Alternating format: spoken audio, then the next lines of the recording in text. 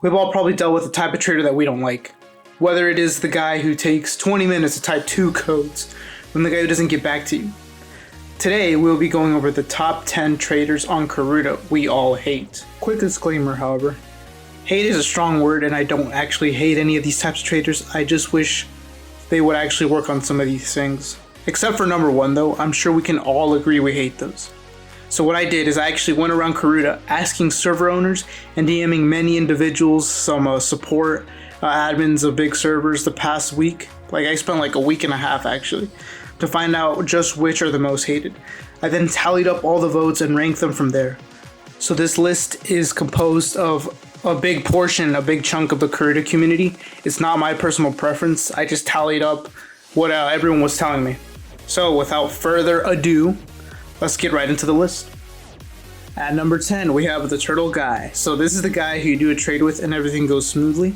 Then when it is time to trade, they can take upwards of 10 minutes to type 2 codes and then take a long time to get back to you when the trade expires. It's not very fun. I do understand if it's a newer player though. If they have experience, however, there should be no excuse for that. Alright? Coming in at number 9, we have the Mystery Guy. So you see an ad on Karuta main and it says taking offers, etc. You go in and send a message, then they say something like, okay, thanks. But the thing is, that's basically all that you ever hear from them. This guy is so unreactive, you can't tell how they actually feel about your trade, so you don't know if you should add more or not. Sometimes you hear something, sometimes you don't. So it's just something that you have to roll with. Alright, so at number 8 we have the doesn't read your ad guy. This is the type of person who goes and DMs you and asks you 420 questions about a card that you had already answered in your ad and proceeds to not buy it. Basically a big waste of time. Like I know most of us can't read, but come on man. At number 7 we have the Gold Digger. Basically someone who doesn't get straight to the point and goes, oh whoa, I love your profile picture. And they go, nice card. Wow, you're so cool. Anon, you're awesome, and then proceeds to ask if they can have your Mystic Diet and Gem Frame card for free. Like, what the fuck? No, get the fuck out. And guys, if you fall for this, all I can do is press F in the chat for you.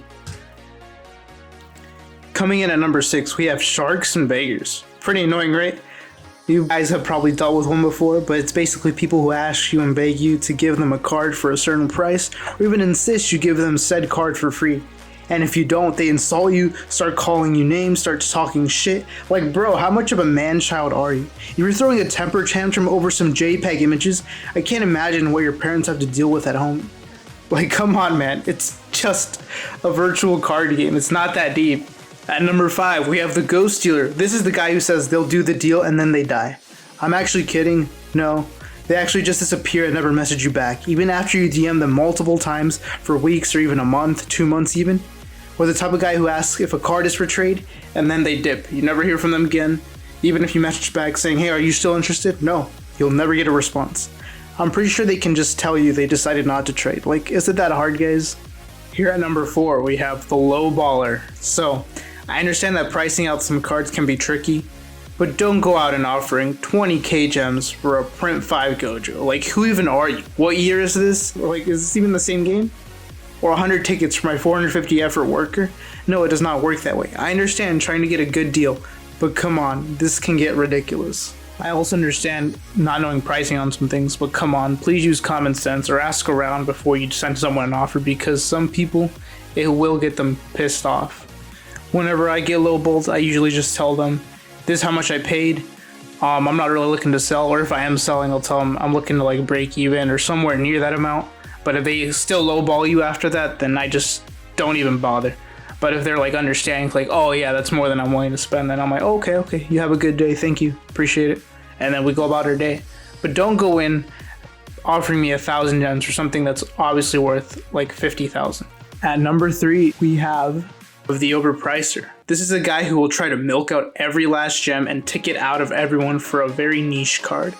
Not even niche, it could be anything really. But for example, Print 47 Takumi from Initial D with a wish list of 135. They were asking for 10k gems. I'm like, bro, it's not even worth 5. And they go, nah, I can get more for it.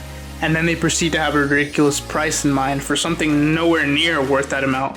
So then you give them a few days, sometimes they come back and say, let's do it. let's do the trade. And then you laugh and insert a Pepe leave emote in here. So, joke's on them. They're not getting anything. I do, however, understand you trying to get the most amount for a card, but if you're getting too ridiculous and out of hand, that's like fucked up. But if you're being rational about it, giving a good price or asking around, hey, what do you think's the most I could get for it? And you get a lot of people saying a similar amount, then price it at that amount. Don't go asking for 100K more than it's actually worth. It's not cool. At number 2, we have the bidding war guy. I personally really dislike them too.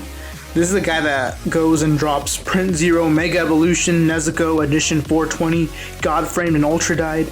Then there's a huge bidding war for the card. You're winning the war. Then they will say they will decide if they will take the deal when they wake up. So you don't hear anything back for a day or two. So you message and they sold it for 1 gold and 9 gems, plus some shitty frame without you having a chance to outbid Karuta God 36. So I've been there. It happened to me many times, and most of my friends as well has happened to. It's really upsetting when you don't give a chance for someone who's winning the bid to put more in because you thought that's the most they were willing to go.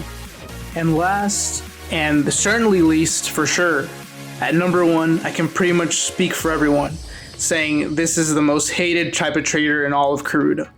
Drum roll, please. Don't actually do that.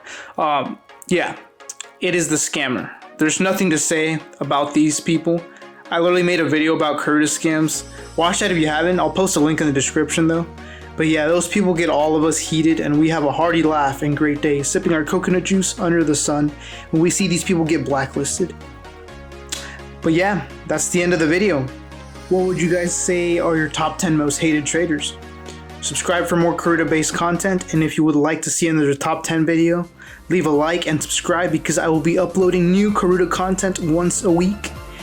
If there's a certain type of video you would like to see, leave suggestions in the comments and make sure to like to help out that YouTube algorithm, please. And with that, I'm signing out.